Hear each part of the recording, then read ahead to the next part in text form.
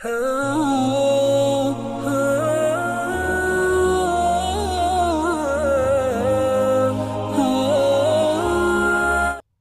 ونصلي على رسوله الكريم اما بعد فاعوذ بالله من الشيطان الرجيم بسم الله الرحمن الرحيم وإذ قال إبراهيم لأبيه وقومه إنني براء مما تعبدون صدق اللہ العلی العظیم۔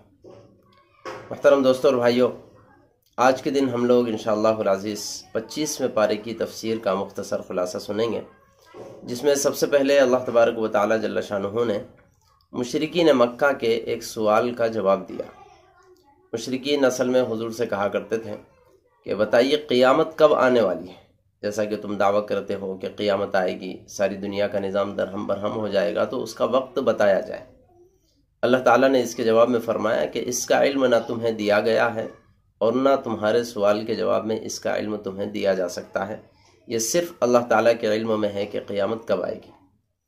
اور اس کے ساتھ مزید دو چیزوں کا اللہ نے تذکرہ فرمایا کہ کون سا پھل شگوفے سے کب نکلتا ہے، ایسے ہی کون سی مادہ کو کب حمل ٹھہرتا ہے، ان ساری چیزوں کا علم اللہ تبارک و تعالیٰ ہی کو ہے۔ آگے اللہ تبارک و تعالیٰ جل شانہ نے انسان کی ایک فطرت اور صفت کو بیان فرمایا۔ انسان کی صفت یہ ہے کہ جب اسے دنیا میں فراوانی خوشحالی نصیب ہوتی ہے تو اکڑ جاتا ہے، تکبرانہ چال چلتا ہے۔ وہیں اگر اسے کوئی پریشانی کا سامنا کرنا پڑتا ہے، کوئی مصیبت آتی ہے، تو پھر اللہ تعالیٰ کے سامنے آ کے روتا دھوتا ہے۔ فرمان یہ ہے کہ آدمی کو ہر حال میں اللہ تبارک و تعالیٰ کا مطیع و فرما بردار ہونا چاہیے۔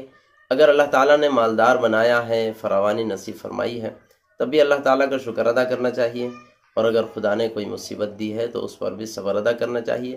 نہ مصیبت میں شکوہ شکایت ہونے لگے اور نہ فراوانی میں اللہ تعالیٰ کی نافرمانی اور آدمی اکڑ دکھانے لگے۔ اللہ ہمیں توفیق نصیب فرمائے۔ آگے باری تعالیٰ جل شانہ نے فرمایا کہ اس ساری کائنات میں اور خود انسانوں کے اندر بھی اگر دیکھا جائے تو اللہ تعالیٰ کی قدرت کی بہت ساری نشانیاں ہیں۔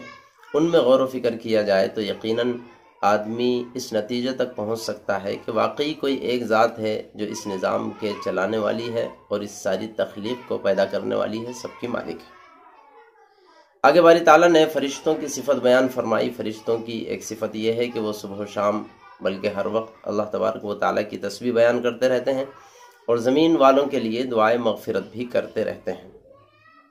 آگے باری تعالیٰ نے مشرکین مکہ جس انداز میں حضور پاک صلی اللہ علیہ وسلم کو ستایا کرتے تھے، اس کے جواب میں حضور سے فرمایا، اے نبی آپ ان سے کہیے کہ میں تم سے اپنے اس دین کے کام پر کوئی اجرت طلب نہیں کرتا ہوں، اور پھر اس کے ساتھ یہ بھی کہیے کہ کم سے کم قرابت داری کا تو خیال کیا جائے، محض اس وجہ سے کہ میں ایک اللہ کی طرف دعوت دے رہا ہوں، مجھ سے دشمنی اختیار کر لینا اور میری بات ہی نہ ماننا نامناسب ہے۔ میں تمہارا اپنا آدمی ہوں، تمہارا اپنا رشتہ دار ہوں، میری بات کم سے کم سنی تو جائے۔ آگے اللہ تبارک و تعالیٰ جل شانہ نے ایسے لوگوں کے لیے کہ جن کے لیے باری تعالیٰ نے آخرت میں بڑا اجر تیار کر کے رکھا ہے، ان کی چند ایک صفات بیان فرمائی۔ وہ ایمان لاتے ہیں، ایمان پر مضبوطی سے قائم رہتے ہیں، اللہ تعالیٰ پر کامل توکل کرتے ہیں، کبیرہ گناہوں سے دور رہتے ہیں، غصہ اگر آ جائے تب بھی معافی کر دینے کی صفت ان کے اندر ہوتی ہے، اللہ تعالیٰ کی مکمل فرما برداری کرتے ہیں، نمازوں کا اہتمام کرتے ہیں، اور ہر اہم کام کو مشورے سے انجام دیتے ہیں، مشورہ کرتے ہیں، اور اللہ کے راستے میں اللہ تعالیٰ نے جو کچھ انہیں دیا ہے اس میں سے خرچ کرتے ہیں، اور اگر ان پر ظلم ہوتا ہے تو ظلم کا بدلہ تو لیتے ہیں، لیکن بدلہ لینے میں بھی حد سے تجاوز نہیں کرتے، جتنا ان کو چوٹ لگی ہے اتنی ہی چوٹ پہنچاتے ہیں۔ آگے اللہ تبارک و تعالیٰ جل شانہ نے انسانی تخلیق کے بارے میں فرمایا ہے کہ یہ اللہ تبارک و تعالیٰ ہی کی قدرت ہے، اللہ تعالیٰ کی اپنی مرضی ہے کہ اللہ تعالیٰ جس کو چاہتا ہے محض لڑکیاں ہی لڑکیاں دیتا ہے، جس کو چاہتا ہے محض لڑکے ہی لڑکے دیتا ہے، اور جس کو چاہتا ہے لڑکیاں اور لڑکے دونوں دیتا ہے، اور جس کو چاہتا ہے اللہ تعالیٰ لا ولد ہی رکھتا ہے، بانجھ ہی رکھ دیتا ہے۔ یہ اللہ تبارک و تعالیٰ کی قدرت میں سے ہے۔ آگے اللہ تبارک و تعالیٰ جل شانہ نے مشرکین مکہ کے ایک سوال کا جواب دیا۔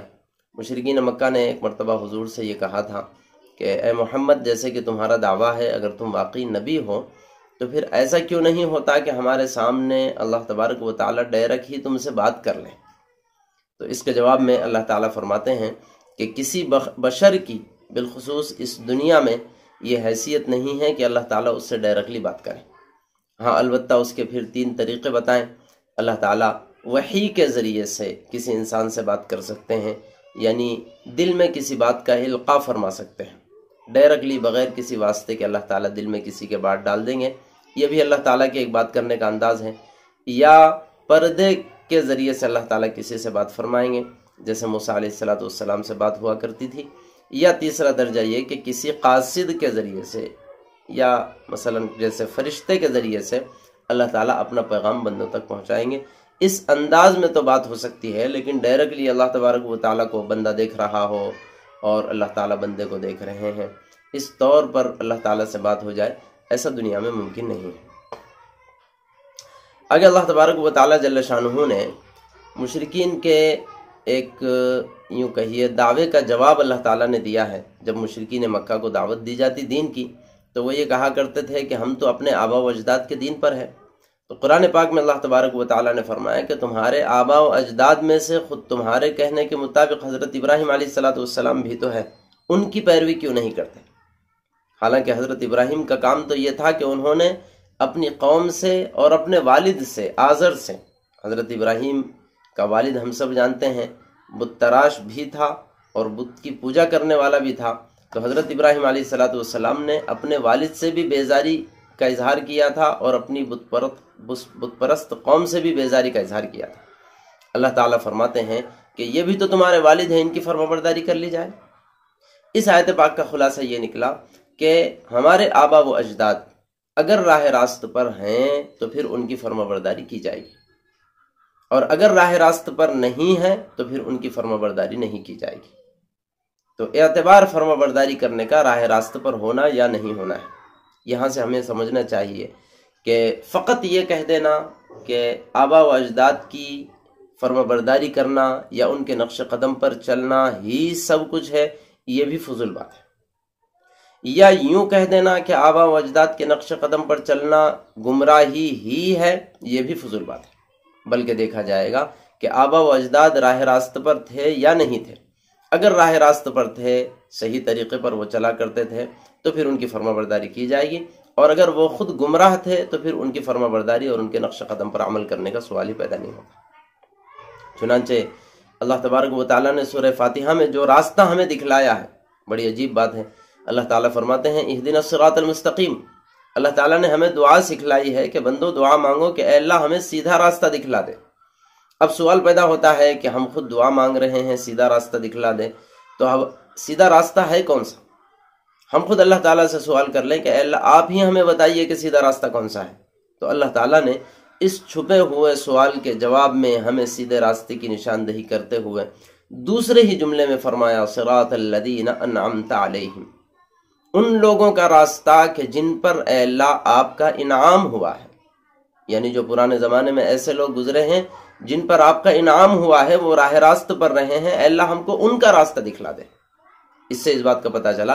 دیکھو یہاں پر یہ سمجھنا چاہیے، اللہ تبارک و تعالیٰ یہ بھی تو کہہ سکتے تھے کہ اللہ تعالیٰ اہدنا الصراط المستقیم، اے اللہ ہمیں سیدھا راستہ دکھلا. تو کون سا راستہ؟ صراط القرآنی و صراط الحدیثی. یہ بھی تو آ سکتا تھا کہ اللہ ہمیں قرآن کا راستہ اور حدیث کا راستہ بتلا. نہیں، اس کے بجائے اللہ تعالیٰ فرماتے ہیں صراط الذین انعمت علیہم، ان لوگوں کا راستہ کہ جن لوگوں پر تیرا انعام ہوا ہے.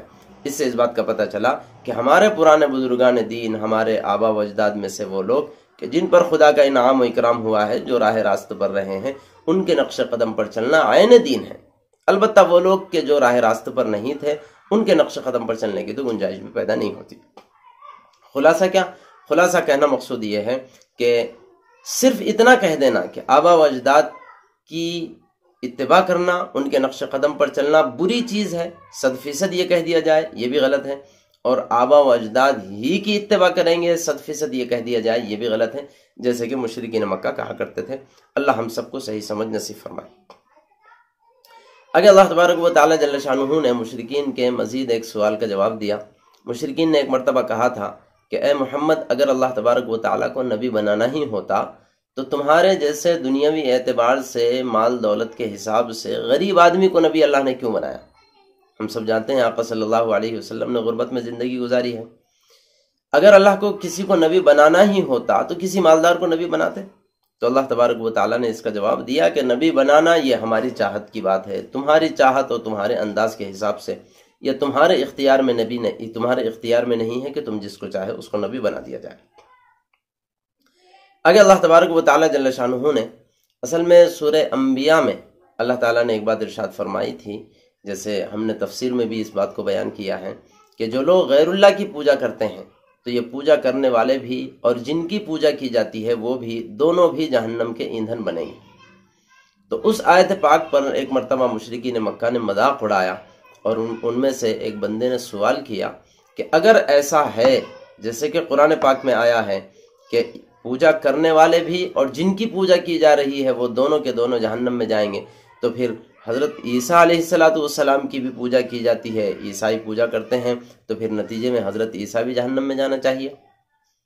تو اللہ تبارک و تعالیٰ اس کا جواب دیتے ہیں کہ جن بھگوانوں کی ظاہری اعتبار سے پوجا کی جاتی ہے ان کو جہنم میں ڈالنے کے لیے شرط یہ ہے کہ وہ لوگ ان کے پجاریوں کی پوجا سے راضی ہو اور خوش ہو، یا ان لوگوں نے ان کی اپنی پوجا کرنے کا حکم دیا ہو، تب جا کے ان مورتیوں کو یا مورتی والوں کو جہنم میں ڈالا جائے گا۔ جہاں تک مسئلہ حضرت عیسیٰ علیہ السلام کا ہے تو حضرت عیسیٰ نے نہ تو پوجا کرنے کا ان کی حکم دیا ہے اور نہ ہی اس بات سے خوش ہے، بلکہ حضرت موسیٰ کا تو فرمان ہے انی عبد اللہ، میں تو اللہ تبارک و تعالیٰ کا غلام ہوں۔ تو جو بندہ اپنے آپ کو اللہ تعالیٰ کا غلام قرار دے لے، وہ بندہ اپنے آپ کو اللہ تبارک و تعالیٰ کا شریک کیسے قرار دے سکتا ہے؟ آتانی الکتاب وجعلنی نبیا، اللہ تبارک و تعالیٰ نے مجھے کتاب نصیب فرمائی ہے اور مجھے نبی بنایا ہے۔ تو جو بندہ یہ کہے کہ میں اللہ کا غلام ہوں، اللہ کا نبی بننے والا ہوں، اللہ کی جانب سے مجھے کتاب دی جا رہی ہے، تو پھر وہ بندہ اپنے آپ کو اللہ کا شریک کیسے قرار دیا جا سکتا ہے؟ جب حضرت موسیٰ علیہ السلام عیسائیوں کے اس کام سے نہ خوش ہے اور نہ انہوں نے اس کا حکم دیا ہے، تو پھر حضرت عیسیٰ نعوذ باللہ من ذالک جہنم کا ایندھن نہیں بنیں گے۔ آگے اللہ تبارک و تعالیٰ جل شانہ نے عیسیٰ علیہ السلام کو عیسائیوں نے اللہ کا بیٹا بنا لیا اور ثالث و ثلاثہ مانا، اللہ تبارک و تعالیٰ کا شریک قرار دیا۔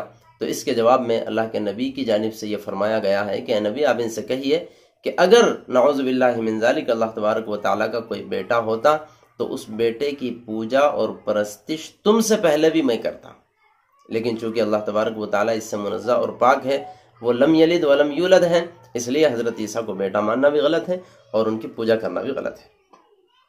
آگے باری تعالیٰ جل شانہ نے قرآن پاک کے بارے میں فرمایا کہ ایک ہی رات میں یعنی لیلۃ القدر میں، شب قدر کے وقت میں، اللہ تعالیٰ نے قرآن پاک کو لوح محفوظ سے یعنی عرش سے آسمان دنیا تک پہنچا دیا تھا۔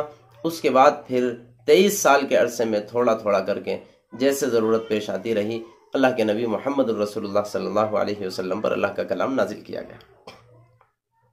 آگے باری تعالیٰ نے جہنمیوں اور جنتیوں کا تذکرہ فرمایا، بطور خاص جہنمیوں کے کھانے اور رزق کا تذکرہ فرمایا، جیسے اس سے پہلے بھی بات آئی۔ ان کو زقوم کھلایا جائے گا، کانٹے دار درخت ہوگا، بدبودار ہوگا، زہریلا ہوگا، اور وہ پیٹ میں جانے کے بعد ان کی آنتوں کو پھاڑ دے گا اور اندر گویا کہ ابال پیدا کر دے گا۔ یہ تو جہنمیوں کی سزا ہوگی۔ اور جو لوگ جنتی ہوں گے ان کی بہت ساری نعمتوں کا اللہ نے تذکرہ فرمایا، وہ جنت میں امن و امان میں ہوں گے، باغات اور چشموں میں ہوں گے، باریک اور موٹا ریشم استعمال کریں گے، وہ آمنے سامنے بیٹھے گفتگو کرتے رہیں گے، اور گوری گوری موٹی موٹی آنکھوں والی حوروں سے ان کا نکاح کرایا جائے گا۔ تو بہت ساری نعمتوں کا اللہ نے تذکرہ فرمایا۔ آگے باری تعالیٰ نے قیامت کی ہولناکی کا ذکر فرمایا کہ جب قیامت برپا ہوگی تو اس وقت اس کی ہولناکی کا عالم یہ ہوگا کہ لوگ ششدر رہ جائیں گے اور اپنے گھٹنوں کے بل بیٹھ جائیں گے، ان کی حالت بد سے بدتر ہو جائے گی۔ بہرحال یہ مختصر سا خلاصہ تھا 25ویں پارے کی تفسیر کا۔ دعا فرمائیے اس میں جتنی نصیحت کی باتیں آئی ہیں اللہ تعالیٰ ان سب پر ہم سب کو توفیق عمل نصیب فرمائے، آمین۔ وآخر دعوانا ان الحمد للہ رب العالمین۔